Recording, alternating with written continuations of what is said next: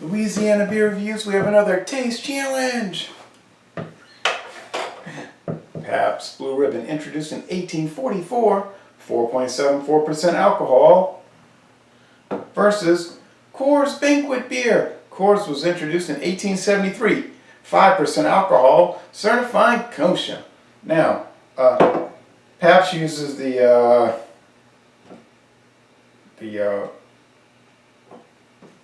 corn syrup filler, the brewer's corn syrup, couldn't think of it, as their adjunct.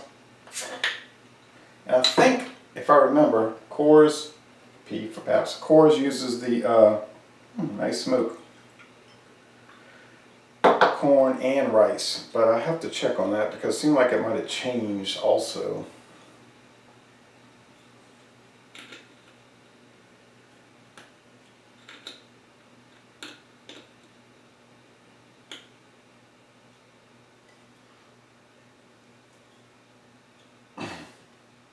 Okay.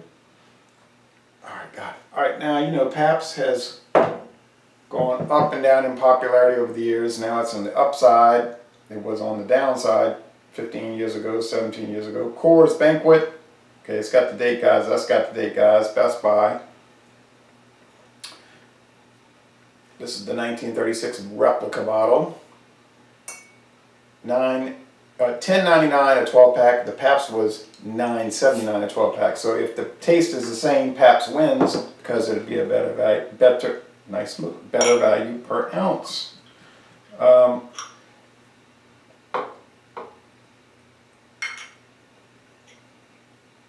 This was always the flagship. Well, this was the flagship beer of the company until around 1990, when Coors Light, introduced in 1978, began to surpass it. Coors Light actually was introduced in 1941. Then World War II came. They had to put it on the shelf after a few months, and they didn't think about bringing it back to the market until 1941, interestingly enough. All right. So Pabst would be lighter in alcohol. Coors. Pabst, 5% versus 4.74. Not a big difference, but somewhat of a difference. Fizzy yellow stuff, clear, bubbly, white head. You know the routine. Pabst has been nationwide for probably over 100 years, 110 years, 20 years. Coors was not sold east of the Mississippi River until 1981. Pabst, and Coors was not sold in every state until 1991. There is a Coors Extra Gold Lager. We used to get it in Louisiana, and I haven't seen it here going on 20 years. It's been about 17, 18 years since I've seen it sold in Louisiana. Pabst has always been sold in Louisiana, to my knowledge. Since it's been around. I don't recall it ever not being available at stores.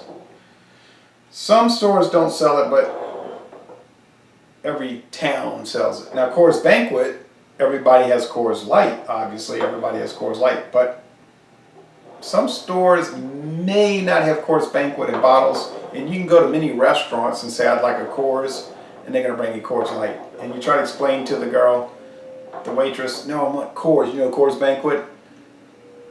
She doesn't know what you're talking about. Some bars might have Pabst.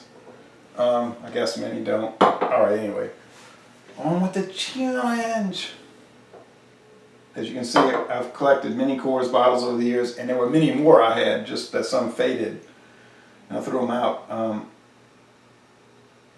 This one's starting to fade badly. I used to have too much light coming in the house. Even ambient light's going to fade that red. All right. Oh well, it's just bottles. I like this one I bought in Oklahoma. It's Coors with a rope around it. Even the bottle feels like the rope, like the Wranglers got it. All right. Coors tends to change their label design about every week, so you could make an entire bottle and can collection just of Coors bottles. I don't think it's going to be an easy challenge.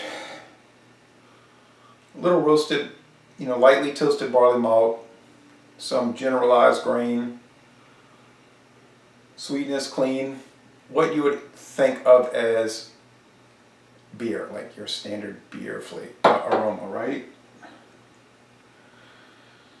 Same thing here. I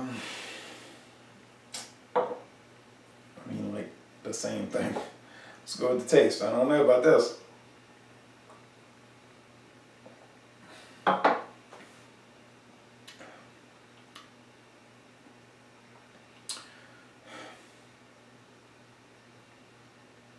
You know, sweetness, roastedness.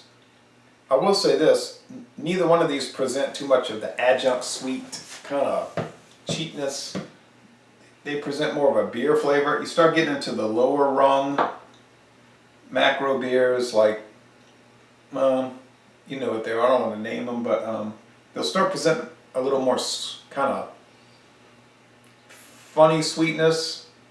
Yeah, like maybe even Rolling Rock. I don't know, I don't want to shoot my mouth off, but then you get to the bottom rung, like your Rockdale Light, or Rockdale Classic, or Beer 30, or Beer 30 Classic. I mean, Beer 30 Light, Beer 30 Ice. Oh, then they present just sadness in a can. But these aren't doing that.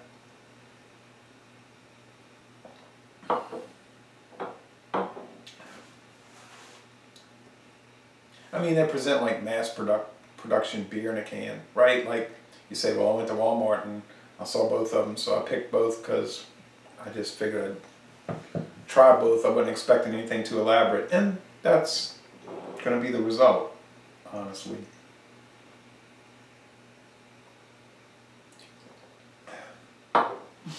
Okay, so they're like everyday man's beer, right? Just like your Joe 6-pack beer. Nothing too fancy, gourmet, or fabulous beer, but then they're not really sold that way, are they? They're sold kind of like craft cheese, Coca-Cola or Pepsi soft drinks, right? General Mills cereal, just like standard products. Look at their websites. They're just claiming, you know, if you read the websites kind of between the lines, they're just saying, these are really good kind of standard products.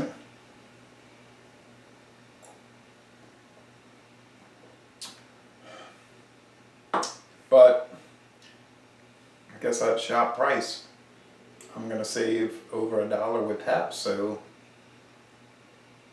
I would get Pabst. I mean, unless they came out with a different bottle design and I want to add to the collection, yeah, I mean, you know, you'll buy one so you can add to it, so that you can have all these bottles and cans, because, I mean, how can you live without having all these bottles and cans, right?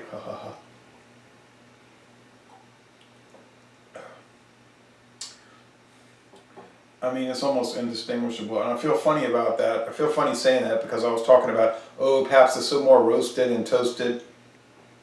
It was compared to Hamm's, Milwaukee's Best, but then when I started putting it up against High Life, you know, Miller High Life, and now Coors Banquet, it's a problem. I mean, it's a real challenge. Budweiser is so distinct that I was able to get that, but I'm gonna say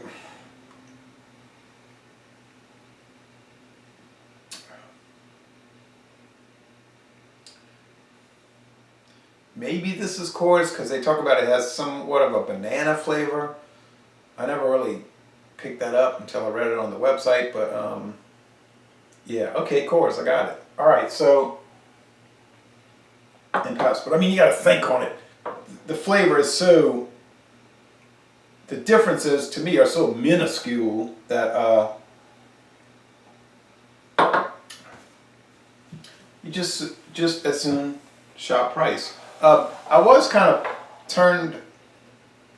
not turned off, but kind of thrown. That's the word. I was thrown for a loop a little bit because I thought it was going to be like Miller, you know, Milwaukee's Best Premium, and Hamm's. It was going to be all like so even and everything. No, really it wasn't. seem like the hams and the premium, Milwaukee's Best Premium, have a little more of a flatter, I don't want to say papery taste because that would be like oxidized, but it's like a, I don't know, it's hard to describe. It's just like a flatter taste. I mean, the body's not flat. I mean, it's properly carbonated and all of that, but there's something, I don't know, I can't describe. There's something value price, inexpensive 30-pack about them that I can't pin down, but, and these don't really have that. So there's probably a little bit of an uptick in the quality of the barley malt and the hops. I don't know that. I have no way to prove it. I'm just going on what I'm tasting, So anyway, all right. So I got it correct, which may have been more luck than expert beer tasting ability. But oh well. If I do it 5 more times and I get it right, then that might mean something. I guess I won't do it that many more times or again at all because people get sick of looking at it. But so all right. That's it. Thanks for watching. Thanks for watching this taste challenge.